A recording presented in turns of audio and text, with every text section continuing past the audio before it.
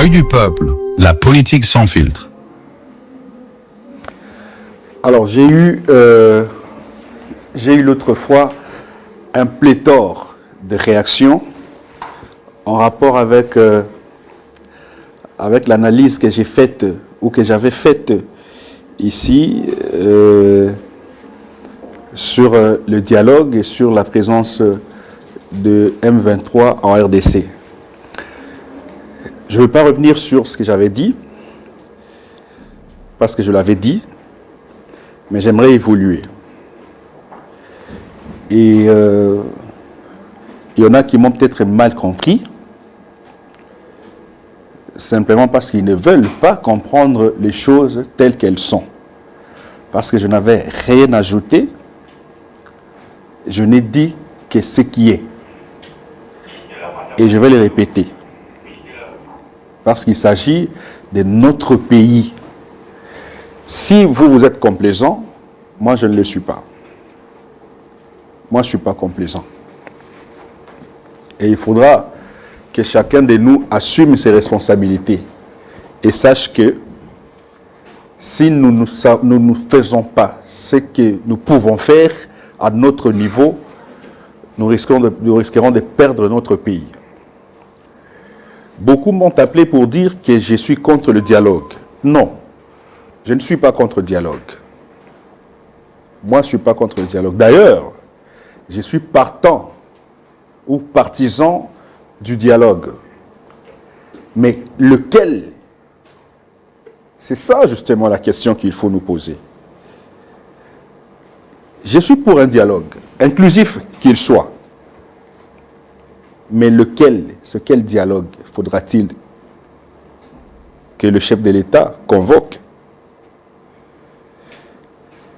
Et quelles sont les matières à traiter pendant ce dialogue? J'ai reçu des appels et des messages,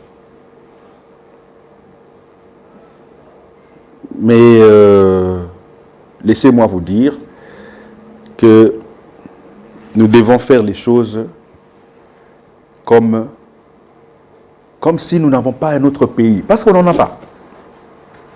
On n'en a pas. Moi, je n'ai que la RDC comme pays et je n'ai que la nationalité congolaise. Nous tous nous demandons au chef de l'État d'organiser un dialogue. Moi, je suis partant pour un dialogue. Mais je soutiens la position du chef de l'État. Quelque part, il a raison. Il a raison quand il dit que ceux qui ont tenu les armes ne peuvent pas faire partie de ce dialogue. Moi, je suis partant pour ça. Pourquoi? Parce que je ne vois pas comment expliquer que ceux qui ont pris les armes, qui ont tué des Congolais, nos compatriotes, nos frères et sœurs sont partis.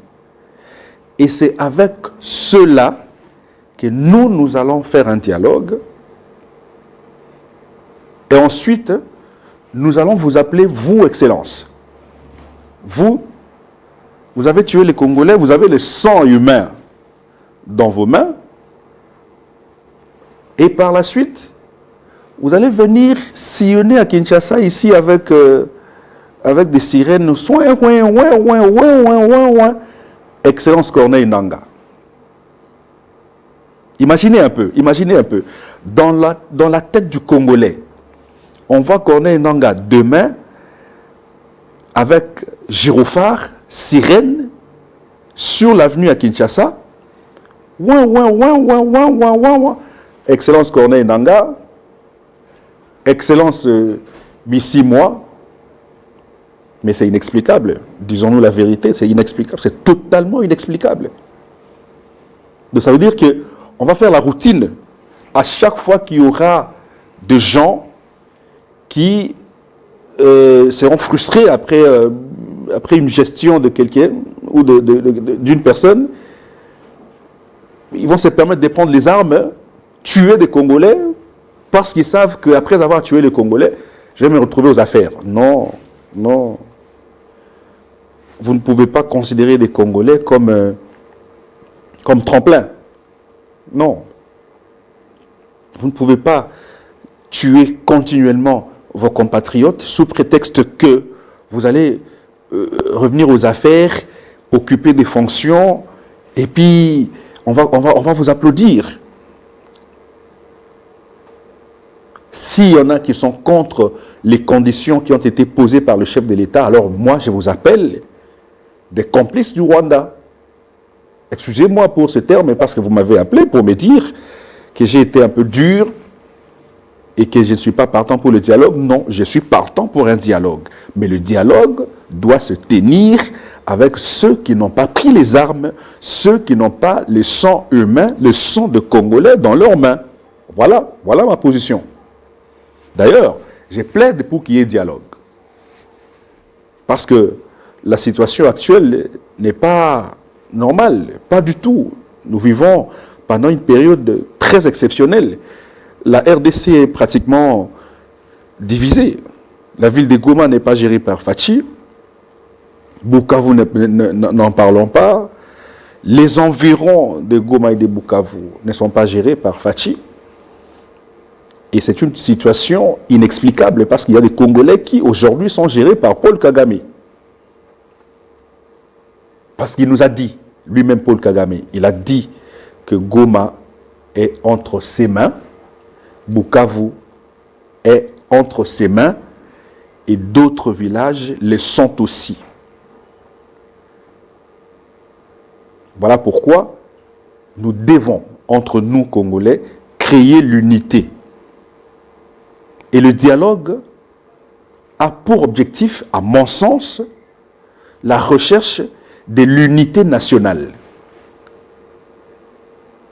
Le dialogue qui doit se tenir, non pas pour récompenser ceux qui ont tué des Congolais, mais plutôt pour créer l'unité nationale entre tous les Congolais. C'est comme ça que moi j'ai défini ce dialogue. Si vous avez un autre objectif du dialogue, alors là, vous êtes libre. Mais en tant que Congolais, je ne vois pas le chef de l'État se mettre autour d'une table avec Corneille Nangaa, qui d'ailleurs est frustré de son carré minier et qui prend les armes et qui va tuer des Congolais parce qu'on lui aurait ravi ses carrés miniers au Lualaba et qui va tuer des milliers de Congolais pour récupérer juste un carré minier ou 2 ou 10. Est-ce que c'était important que Nangaa tue des gens? Est-ce que c'était important? Est-ce que c'était important qu'on en arrive là? Alors il demande un dialogue. Oui, Nangaa demande le dialogue. Il va dialoguer pourquoi? Et avec qui? Pour dire quoi aux Congolais? Que vous allez m'excuser parce que je vous ai tué? Ou j'ai tué vos compatriotes pour mes propres intérêts, parce que Nangaa ne se bat pas pour le Congo. Non, non, non, non, non, non. Il y en a qui l'appellent libérateur. Il libère qui? Il y en a qui l'appellent libérateur. Oh, Nangaa, c'est un libérateur. Oh, quand ils arrivent dans une ville, ils disent qu'ils libèrent la ville, ou qu'ils ont libéré la ville. Vous libérez la ville en tuant des gens, des habitants de la ville, et vous libérez la ville. Quand ils sont arrivés à Goma, ils ont dit que ce sont des libérateurs et qu'ils ont libéré la ville, ou les Congolais de Goma, les Gomatraciens. Mais ces mêmes libérés sont tués comme des poules. Ces mêmes libérés sont tués, massacrés comme des serpents, fouettés chaque jour. C'est quelle libération comme ça? Ça alors, nous devons, soit nous avons un problème définitionnel du concept liberté ou libération, soit nous ne voulons pas voir la réalité en face. Et la réalité est telle que les Nangaa ne sont pas des libérateurs, mais c'est plutôt des tueurs. Parce qu'ils tuent des Congolais. Ils sont arrivés à Bukavu, ils se sont appelés libérateurs. Mais aujourd'hui, la vie que nous menons à Kinshasa, la vie que nous qui sommes à Kinshasa menons, est-ce que c'est la même vie? que ceux de Goma mènent, mais ils vivent dans une insécurité grandissante. Dans une insécurité qui ne dit pas son nom. Des villes, soi-disant libérées, mais la population n'est pas à l'aise.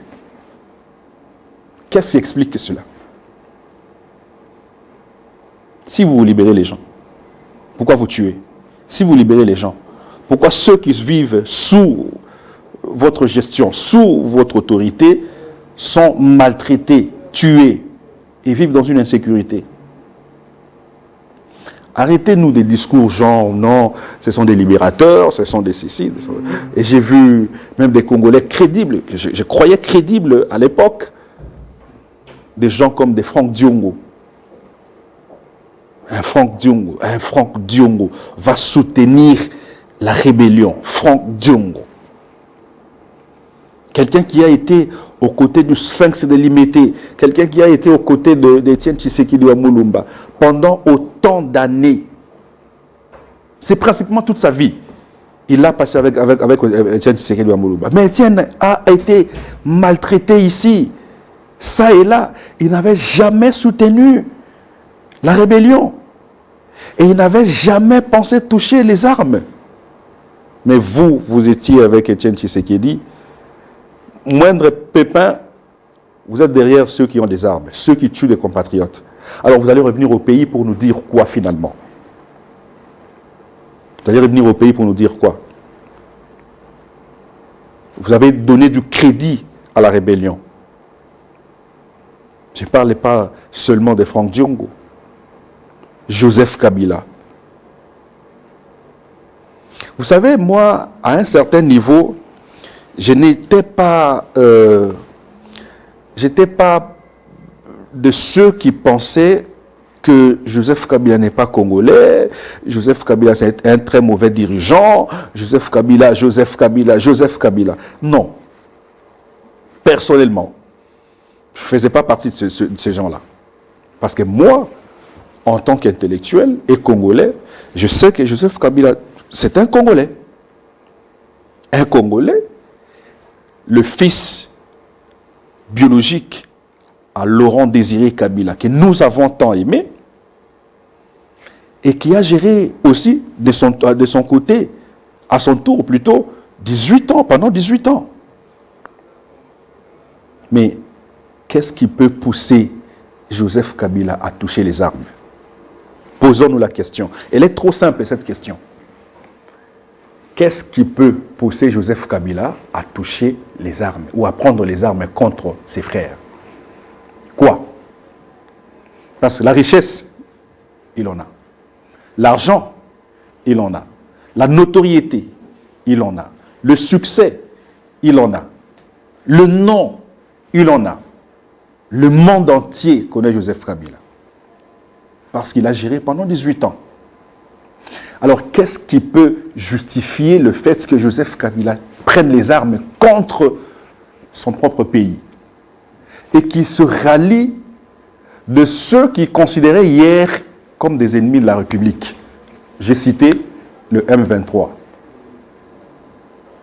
Comment quelqu'un qui a défait le M23 en 2013, mais qui va nous dire que les revendications de M23 sont crédibles, légitimes? Comment? Je les pose jusqu'à là que des questions. Ce sont des questions que je pose. Qu'est-ce qui explique que celui qui a géré le pays pendant 18 ans prenne les armes? Première question. Deuxième,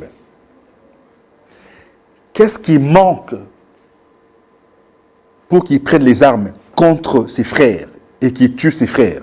Troisième question, qu'est-ce qui explique que celui qui a défait le M23 en 2013 nous dise par la suite que les revendications de M23 sont légitimes?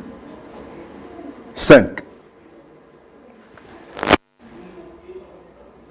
Qu'est-ce qui ramènera Joseph Kabila à nous dire à nouveau que le M23, c'est le Rwanda qui agresse la RDC? Parce que c'est ce qu'il nous disait. Il nous a dit à l'époque que nous sommes agressés par le Rwanda et que le M23 était un mouvement insurrectionnel. Alors aujourd'hui, le mouvement insurrectionnel, le mouvement envoyé par le Rwanda, manipulé par le Rwanda, ce mouvement-là, aujourd'hui, a des revendications légitimes. Essayons de répondre à ces questions.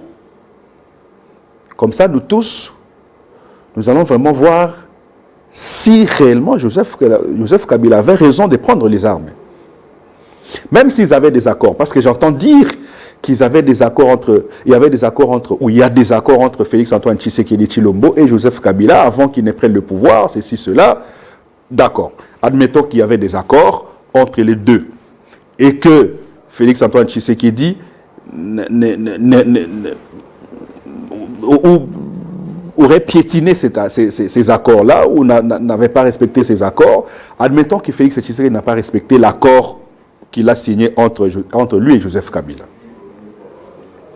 Est-ce que c'est la raison, c'est l'unique raison qui pourra pousser Joseph Kabila à prendre les armes et tuer ses propres frères?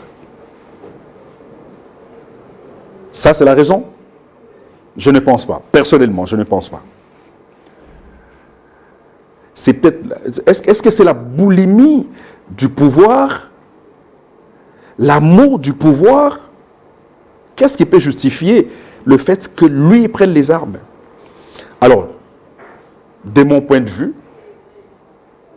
comme il a touché les armes, et comme il a le sang humain, de surcroît, le sang de Congolais dans ses mains, il ne peut pas dialoguer. Il ne peut pas faire partie de ceux qui vont dialoguer.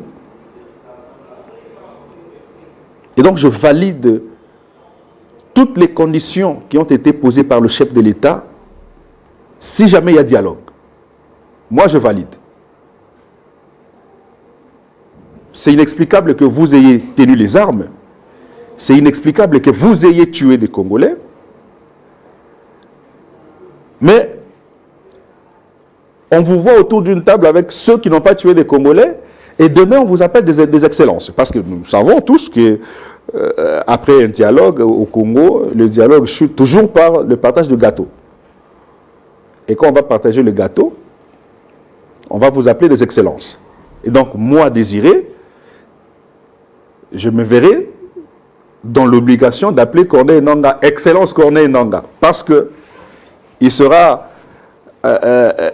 protégé et il va toucher l'argent de l'État,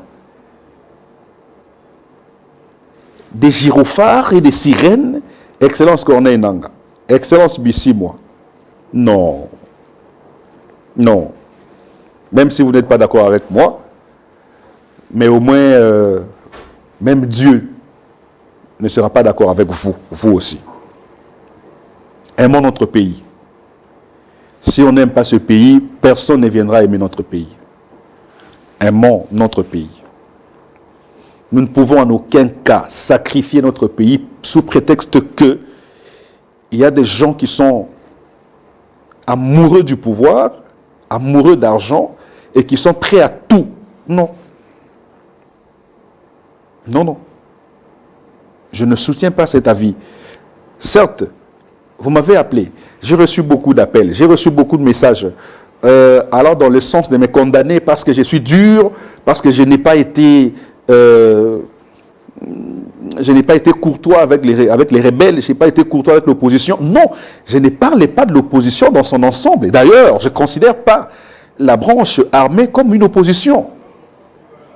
Non. Les Nangas ne sont pas de l'opposition. Disons les choses claires. Nangaa n'est pas un opposant.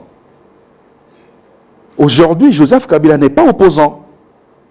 Disons les choses claires. Vous êtes des rebelles. Messieurs, vous êtes des rebelles. Vous n'êtes pas des opposants. Qu'on ne me parle pas d'une opposition armée. La Constitution définit l'opposition. Donc, elle est claire.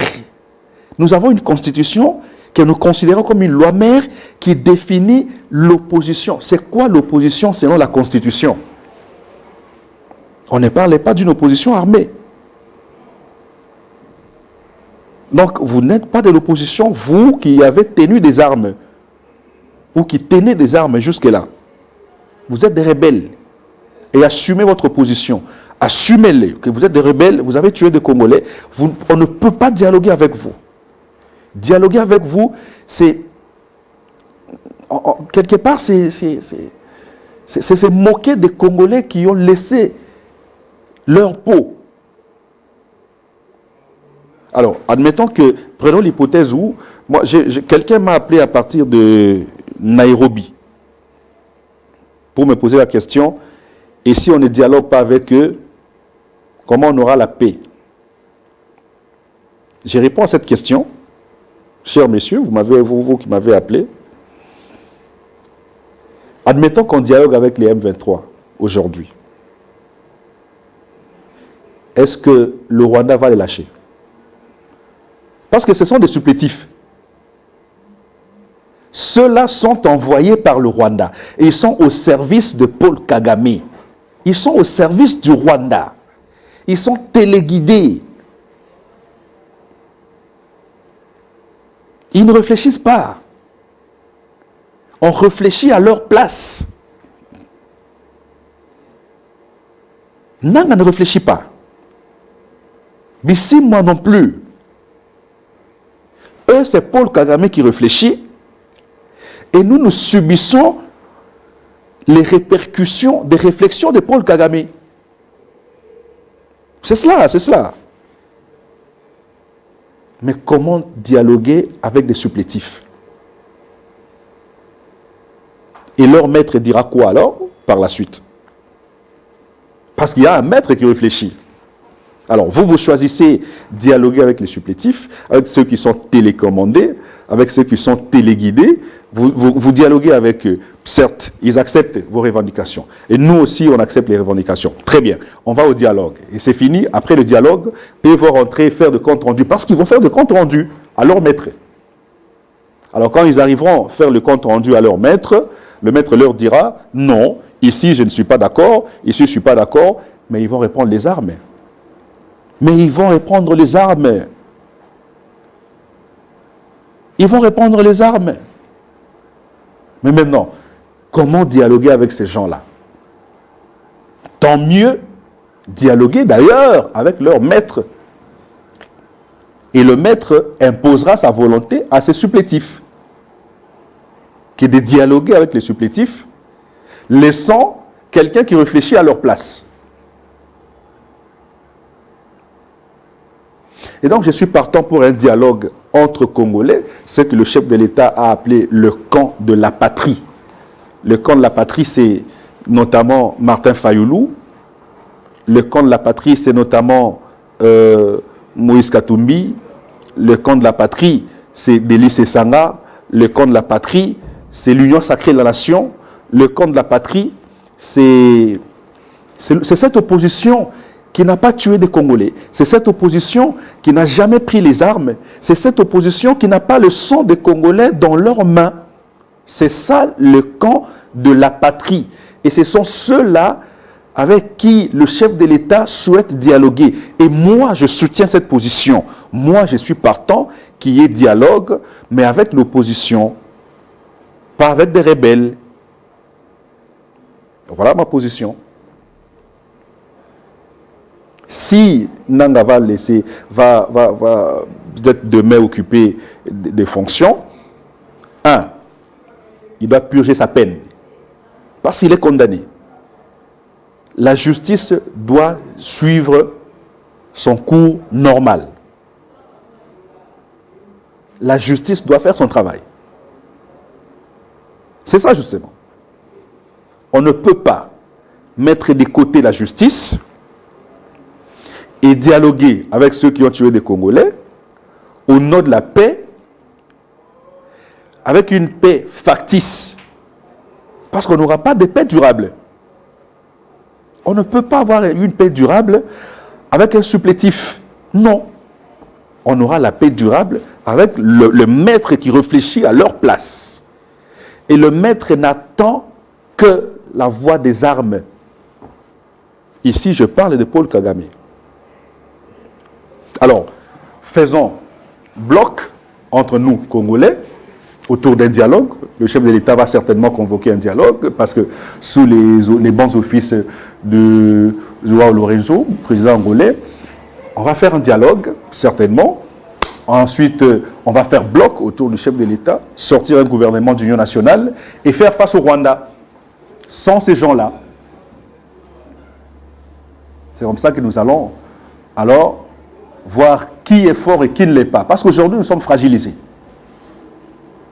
Nous sommes fragilisés parce que nous avons une opposition qui se dit armée et qui tue des Congolais, qui donne des béquilles au Rwanda.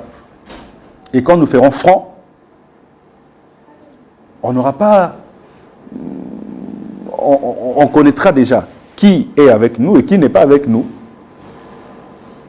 Nous, c'est la patrie ou la mort. Je n'ai pas deux pays, moi. Moi, je suis Congolais, des pères et des mères. Je n'ai pas une autre nationalité. Alors, je reviens sur l'entourage du chef de l'État. Parce que j'entends dire que le chef de l'État est très mal entouré. Partant de l'exemple de Claude Ibalanki qui se retrouve aujourd'hui avec Corneille Nangaa. Et puis, Nangaa qui aurait dit qu'il a une liste qu'il va publier d'ici là parce qu'il y a beaucoup de gens qui sont avec eux, mais qui sont également avec Félix Tshisekedi. Mais s'il était réellement homme, il publierait cette liste.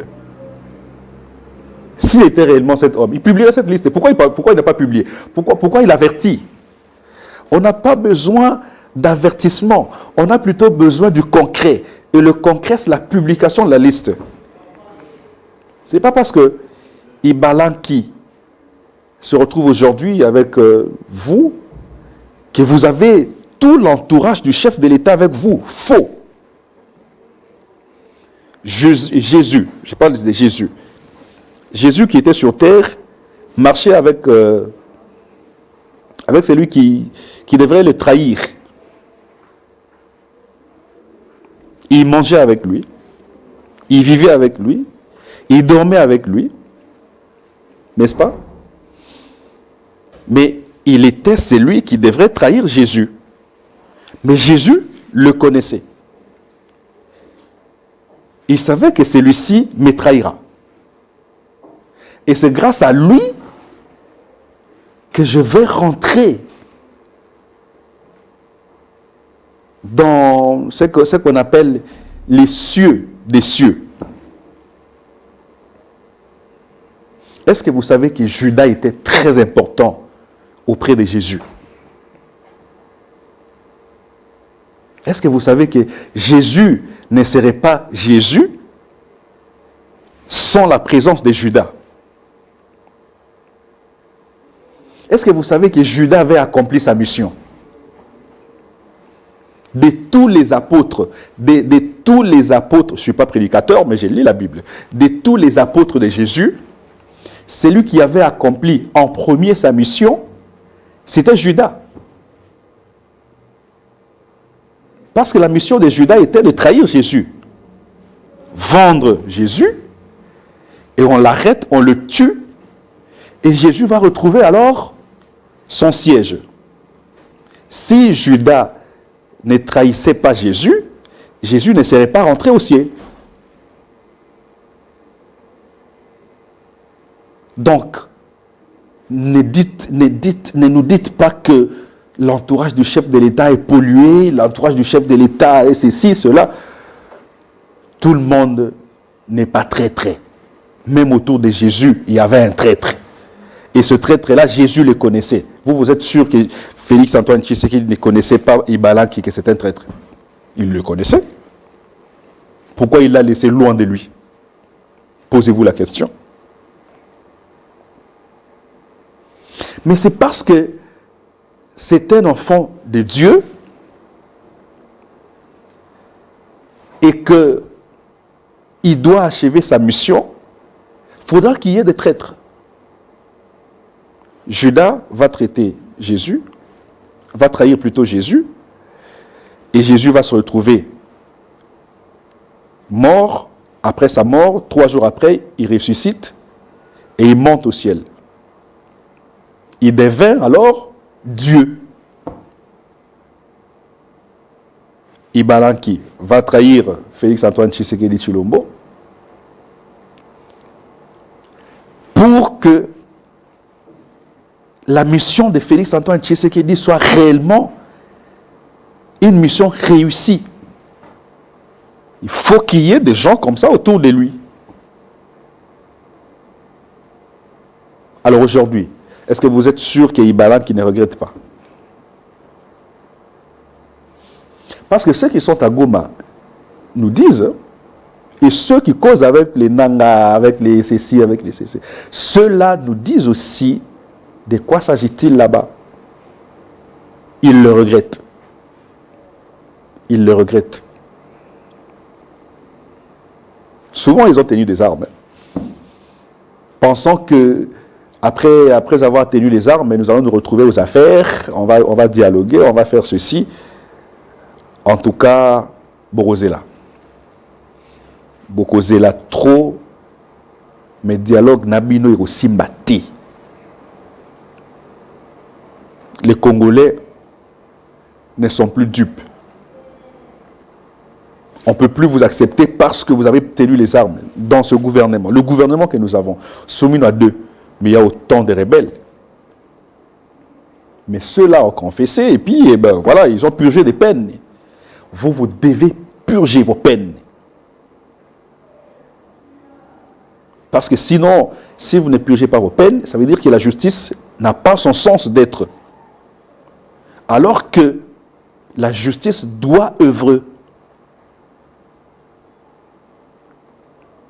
Et donc, l'entourage du chef de l'État, certes, une partie est polluée, mais il y a des gens sincères et crédibles. Mais ce que moi je peux demander au chef de l'État, c'est le rajeunissement de la classe politique, le renouvellement de la classe politique. On aimerait voir une nouvelle classe politique. Mettre de côté ces vieux, des gens qui ont accompagné Mobutu au cimetière, des gens qui ont accompagné Laurent Désiré Kabila au cimetière, des gens qui ont accompagné Joseph Kabila à la porte. Ce sont ces gens-là qui entourent Félix-Antoine Tshisekedi et qui sont dans les institutions, malheureusement. Et nous ne voulons plus voir ces gens-là, des corbillards. Nous ne voulons plus vous voir. Nous, on ne veut plus voir des corbillards autour de vous. Aujourd'hui, ils sont avec vous parce que vous avez les affaires en main, parce que vous êtes aux affaires. Demain, ils ne seront plus avec vous. Ils vont vous renier. Ils vont dire que nous lui avons dit, mais il n'écoutait pas. C'est ça le discours. Très souvent, c'est ça le discours. Moi, j'ai vu quelqu'un écrire un livre, Kabila désire, pendant que Joseph Kabila était à la porte des sorties, en 2016, non, 15. Un autre va écrire l'inanition de la nation ou la révision de la Constitution. Pour ce professeur d'université, que je respecte beaucoup, c'est un grand professeur, constitutionnaliste, pour lui, si on ne changeait pas la Constitution à cette époque-là, on subirait l'inanition de la nation. Mais non, la nation est là, cher professeur. Nous avons une nation qui marche avec la même Constitution. Que dites-vous aujourd'hui? Vous qui parliez hier de l'inanition de la nation ou la révision de la Constitution. Vous avez fait tuer des Congolais. À l'UDPS, il y avait des morts calcinés. Vous avez mis du feu au siège de l'UDPS. C'est parce qu'il y en a qui ont dit non à votre livre. Celui-ci va dire Kabila désire. Kabila totondi onanute. Alingaka tonda mutu. Il a fait. il avait l'idée, ah, Nzambe na ngai, il y a un gars qui a tourné Kabila. Mais au retourne à pouvoir, t'es vieux. Au retourne à pouvoir, t'es. Et Kabila est parti. D'ailleurs, il disait à cette époque-là que si Joseph Kabila ne postule pas, je quitte le FCC. Et il quitta le FCC. Hein. Il va rejoindre Félix Antoine Tshisekedi Tshilombo. Aujourd'hui, il est en fonction, malheureusement. Mais nous qui sommes des jeunes, nous nous sommes battus pour diriger, pour faire ceci, pour faire cela. Nous sommes toujours à l'extérieur. Et ce sont ces vieux-là qui gèrent aujourd'hui les PCA. Sous Félix Antoine Tshisekedi. Nommé par Félix Tshisekedi. Il est PCA. Kabila désire est PCA.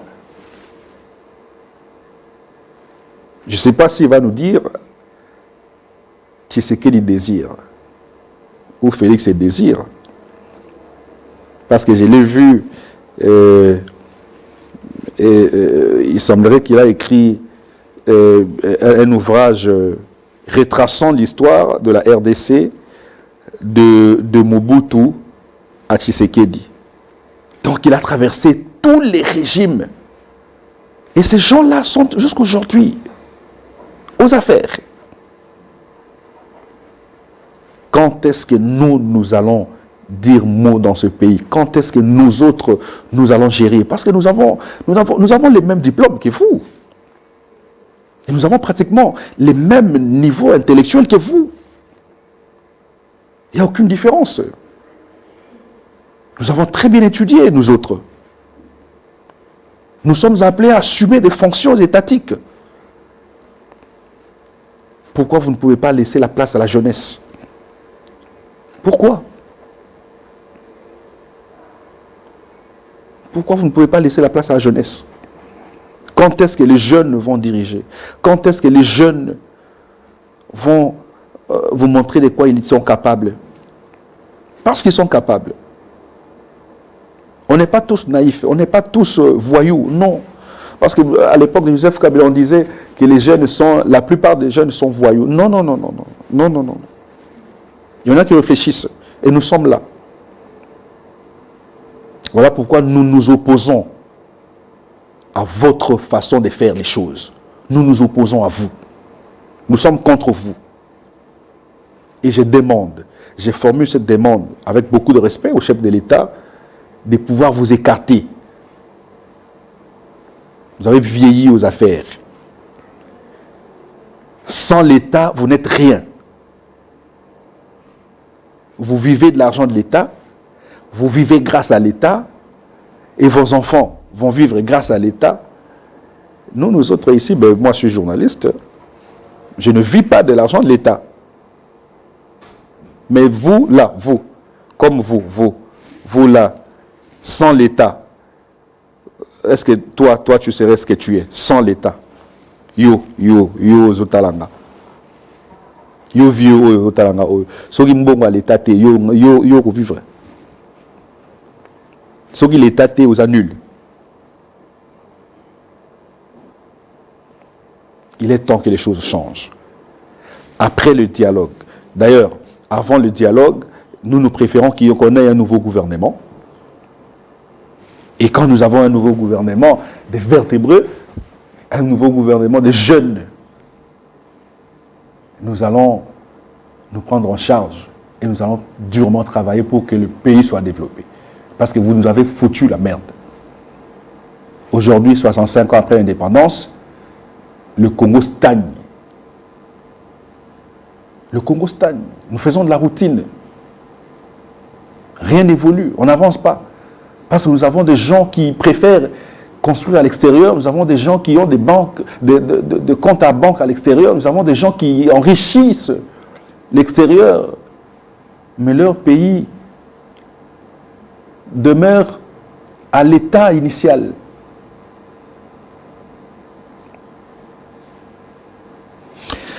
Alors pour finir, j'aimerais parler un tout petit peu de la ville de Kinshasa. Ou des provinces. Des provinces. la ville de Kinshasa, gérée aujourd'hui par Daniel Bumba. Nous avons vu la gestion des Kimbuta à l'époque. Parce que moi, quand je suis venu du village, en arrivant ici, j'ai trouvé Kimbuta comme gouverneur. Moi, je suis villageois. Moi, je suis né et grandi au village. Et en arrivant à Kinshasa, j'ai trouvé Kimbuta comme gouverneur. Et donc, c'est à l'entrée de Kimbuta, justement, je suis arrivé. J'ai vu la gestion des Kimbuta. Je l'ai vécu. J'ai vu la gestion de Gentini Ngobila. Je l'ai vécu. Et je vis la gestion de Daniel Bumba. Entre les trois, qui est meilleur gouverneur? Je vous laisse la réponse. Répondez à cette question. Entre les trois, qui est meilleur gouverneur? Écrivez-nous, appelez-nous, de Kimbuta, Gentini Ngobila, Daniel Bumba, qui est meilleur gouverneur? Qui a réellement révolutionné Kinshasa? Honnêtement, hein? Ne faites pas du sentimentalisme. Honnêtement, qui est réellement le meilleur gouverneur de ces trois personnalités?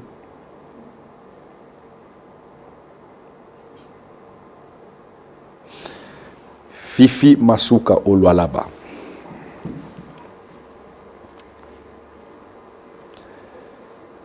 Bon, on va me dire que Fifi gère une province riche, Fifi gère une province qui a beaucoup de minerais, Fifi gère une province qui a beaucoup de moyens, mais c'est aussi une question de volonté et d'amour. Parce qu'il y en a qui gèrent des provinces riches, mais qui n'ont aucun résultat. Vous pouvez gérer la province riche, oui. Mais si vous n'avez pas l'amour du pays, si vous n'avez pas le souci de la population, si vous n'avez pas si vous n'avez pas cette la soif de servir, vous ne ferez rien. Et nous continuons et nous continuerons à encourager des gens comme des Fifi Masuka. Parce que ce sont des gens qui vous travaillent efficacement, qui vous donnent des résultats palpables et qui vous laissent juger. Elle ne parlait pas. Contrairement à des gouverneurs que je vois télé matin, midi, soir, radio matin, midi, soir, mais qui n'ont aucun résultat. Et le chef de l'État va dire à cette époque-là, va demander à tous les gouverneurs de pouvoir emboîter les pas de Fifi Masuka. C'était très important. Quand une personne vous donne un résultat positif, il faudra l'encourager, lui donner de la force pour que prochainement, il fasse plus que ça. Si vous vous mettez à critiquer, comme le cas aujourd'hui, ça veut dire que vous n'encouragez pas ceux qui travaillent. Il faut encourager Fifi Masuka. Cette dame se démarque chaque jour. Cette dame vous travaille chaque jour efficacement. Elle venait d'inaugurer la cathédrale la plus jolie de la RDC. Les Belges ont construit des cathédrales. Mais une femme a construit une cathédrale qui est plus que toutes les cathédrales de la RDC. Construite plutôt par des Belges. Elle ne mérite pas un encouragement.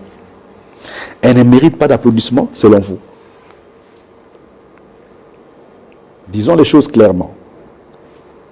D'ici 5 ans, si on laisse Fifi Masuka gérer cette province, d'ici 5 ans, on parlera de l'Afrique du Sud au Lualaba. On parlera du Canada au Lualaba. d'ici 5 ans. D'ici 5 ans. Parce qu'aujourd'hui, le Lualaba est pratiquement plus que Kinshasa. Une ville très assainie, Kolwezi, très assainie, une ville industrialisée aujourd'hui. D'ailleurs, la province est industrialisée aujourd'hui, c'est grâce à Fifi Masuka. Kolwezi est devenu pratiquement un chantier, c'est grâce à Fifi Masuka. Des avenues asphaltées, des avenues créées et asphaltées au Lualaba, des hôpitaux construits, des écoles, on n'en parle pas. Donc, à tous les niveaux, elle a marqué des points. À Kinshasa, ici, qu'est-ce que nous on fait? Montrez-moi, parce que Kinshasa, c'est quand même la capitale de la RDC. Et Bumba bénéficie de la rétrocession, comme d'autres gouverneurs, même si ce n'est pas tous les gouverneurs qui reçoivent la rétrocession. Bumba bénéficie de la rétrocession et bénéficie de la participation du gouvernement central dans sa gestion. Donc, quelque part, Bumba est aidé énormément. Pas seulement Bumba, mais tous les gouverneurs de la ville de Kinshasa, ou tous ceux qui ont géré la ville de Kinshasa, bénéficient et ont bénéficié de la participation du gouvernement central dans leur gestion, comme le cas aujourd'hui. Toutes les avenues qui sont asphaltées, bétonnées aujourd'hui, sont bétonnées par le gouvernement central, non pas par l'hôtel des villes. Et donc, le gouvernement central a une part de responsabilité que l'hôtel des villes, d'ailleurs, n'arrive même pas. Mais au Lualaba, c'est une seule dame qui vous travaille efficacement, seule qui construit les avenues, seule qui crée des avenues, qui les asphalte. Les hôpitaux, les écoles. Aujourd'hui, le chef de l'État, quand il descend au Lualaba, il a une résidence. Il y a une résidence construite pour le chef de l'État spécifiquement. Il y a une résidence du gouverneur. Le gouvernorat est construit et modernisé. La tour de contrôle que Kinshasa n'a pas ici. Moi, je suis arrivé au Lualaba, j'ai trouvé ce que Kinshasa n'a pas. Dès l'aéroport déjà, vous sentez que vous êtes dans une autre ville. Mais qu'est-ce que nous, on a à Kinshasa ici? Pourquoi critiquer une dame comme ça? Pourquoi critiquer une femme qui travaille? Encourageons-la. Disons oui à son travail. Applaudissons ce qu'elle fait. C'est comme ça qu'on va applaudir et c'est comme ça qu'on va l'aider demain. Si nous nous mettons à critiquer, ça veut dire qu'on ne l'aide pas. Alors, la main sur le cœur, en tout cas, bravo à cette dame qui travaille, salutations à cette dame qui bosse durement, qui nous donne un résultat positif et que nous sommes dans l'obligation de soutenir. Moi, je serai là pour soutenir Fifi Masuka. Je serai là pour soutenir tous ceux qui vont travailler dans le sens de développer la RDC. Daniel Bumba, je vous soutiens. Moi, je soutiens Daniel Bumba. Moi, je soutiens. J'ai soutenu Ngobila. J'ai soutenu Kimbuta. Mais il y a une question en suspense. Je vous ai posé la question de savoir des 3 gouverneurs qui ont géré la ville de Kinshasa. Kimbuta, Ngobila, Daniel Bumba. Qui est meilleur gouverneur? Qui est meilleur gouverneur de ces 3? Qui est le meilleur? Vous allez répondre à cette question. Accompagnons nos institutions. Aimons le chef de l'État. Toute autorité vient de Dieu. vous avez le droit de vous opposer. Oui, nous sommes en démocratie. Mais pour nous qui sommes des chrétiens, nous savons que toute autorité vient de Dieu et que nous sommes dans l'obligation de soutenir les efforts fournis par des autorités.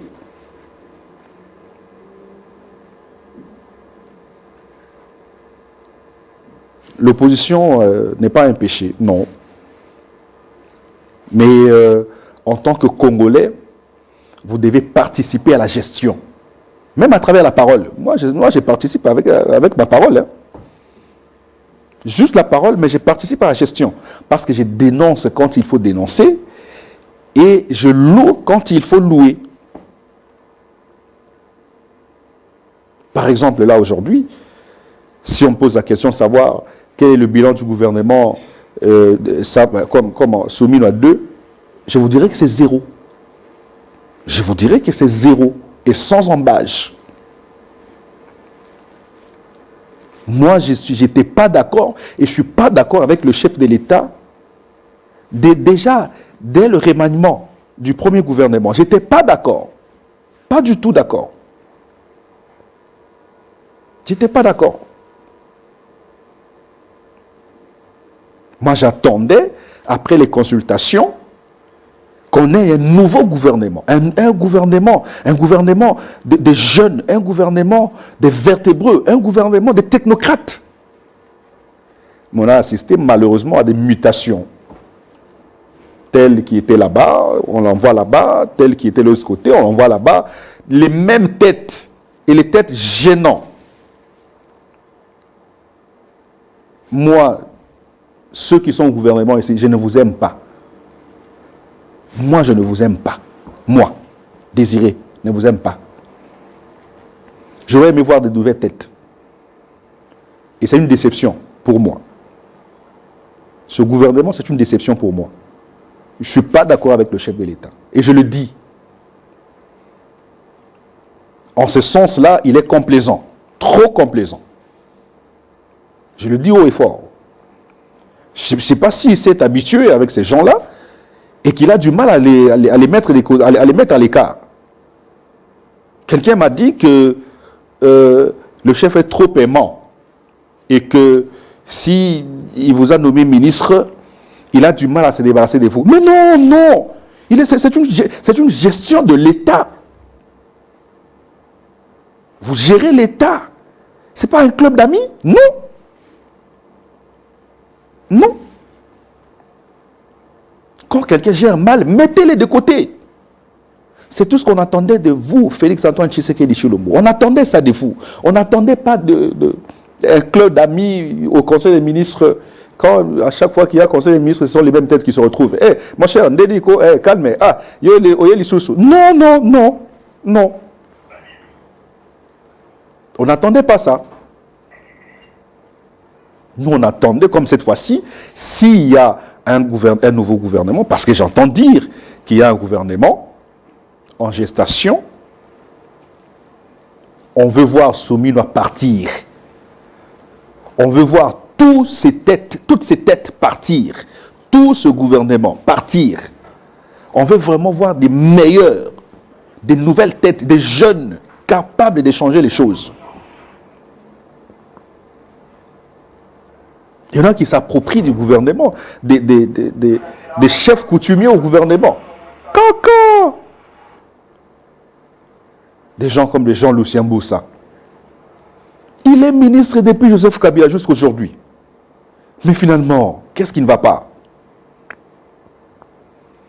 Il est expert dans tous les domaines. Il était ministre tel, il était ministre tel, il est devenu ministre tel. Mais finalement, des gens comme de Molendo Sakombi. Ils sont ministres depuis 2018 quand Félix prend le pouvoir. Jusqu'à aujourd'hui. Oh mais non, mais non. Aujourd'hui, il est à l'énergie, oui, à l'énergie. Des experts en tout. Des gens comme des Jean-Pierre Bemba. Toujours ministre. Des gens comme de Julien Paluku. Certes, Julien Paluku travaille bien, mais il est temps qu'il se repose aussi. On a besoin d'une autre expertise. On ne peut pas avoir des ministres éternels. On ne peut pas avoir des gens qui se sont habitués au Conseil des ministres, qui ont créé un club d'amis au Conseil des ministres. Nous ne pouvons pas avoir ces gens comme ça.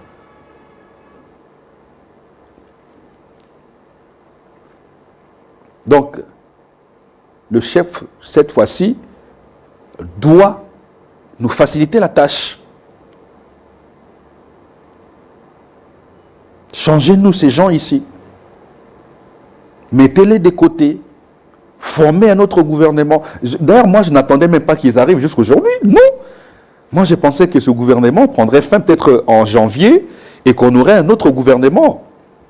Mais nous sommes déjà le 17 février, mais ils sont toujours là. Qu'est-ce qu'ils font? Borsaline. Partez dit. On a marre de vous. Changez-nous ce gouvernement, on a d'autres chats à fouetter.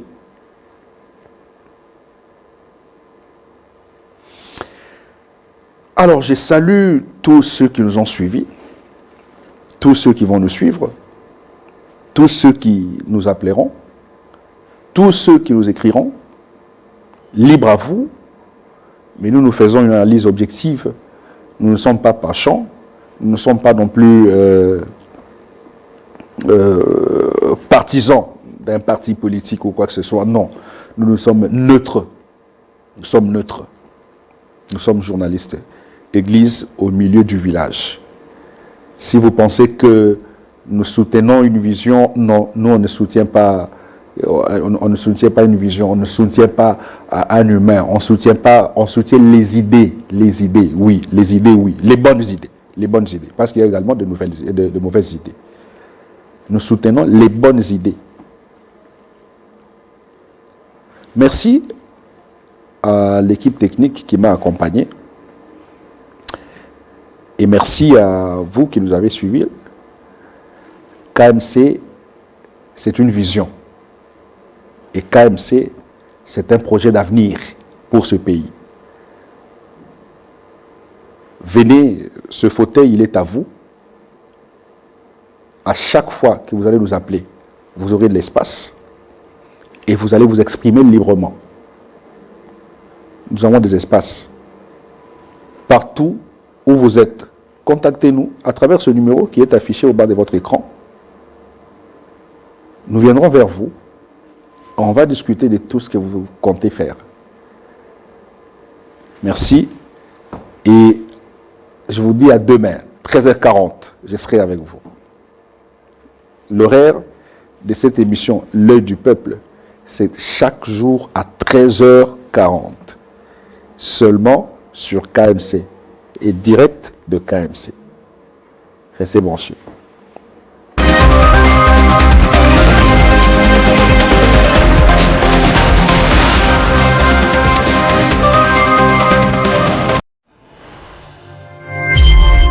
L'œil du peuple, la politique sans filtre.